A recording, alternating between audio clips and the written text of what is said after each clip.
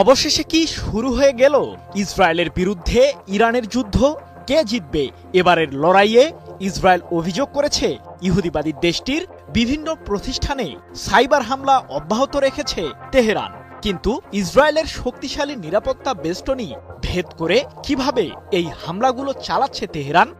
যুদ্ধের নতুন ঢেউয়ে ভাসছে মধ্যপ্রাচ্য। ইসরায়েলের জাতীয় সাইবার অধিদপ্তর আইএনসিডি জানিয়েছে, ইরানের হ্যাকাররা সাম্প্রতিক সময়ে ইহুদিবাদী দেশটির বিভিন্ন গুরুত্বপূর্ণ প্রতিষ্ঠানকে লক্ষ্য করে সাইবার আক্রমণ চালিয়েছে। 23 অক্টোবর এক প্রতিবেদনে বিষয়টি নিশ্চিত করেছে ইরান ভিত্তিক সংবাদ মাধ্যম ওয়ানা নিউজ। আইএনসিডির দাবি, ইসরায়েলের শামির মেডিকেল সেন্টারে সাইবার হামলা চালিয়ে এটির কার্যক্রম ব্যাহত করতে চেয়েছিল ইরানের হ্যাকাররা। এখন পর্যন্ত 10টিরও বেশি প্রতিষ্ঠানকে হামলার লক্ষ্যবস্তু বানিয়েছে ইরানি সাইবার হ্যাকাররা। মূলত ব্যবহারকারীর ফাঁস হওয়ার তথ্য ব্যবহার করেই ইসরায়েলের ওই প্রতিষ্ঠানগুলোর সিস্টেমের অ্যাক্সেস নেয় হ্যাকাররা।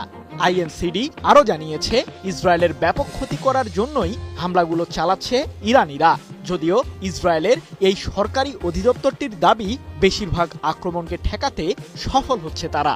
তবে কিছু ক্ষেত্রে সফল হচ্ছে ইরানের হ্যাকাররা, কিন্তু পুরো সিস্টেমকে অচল করতে ব্যর্থ হচ্ছে তারা, দাবি আইএনসিডির।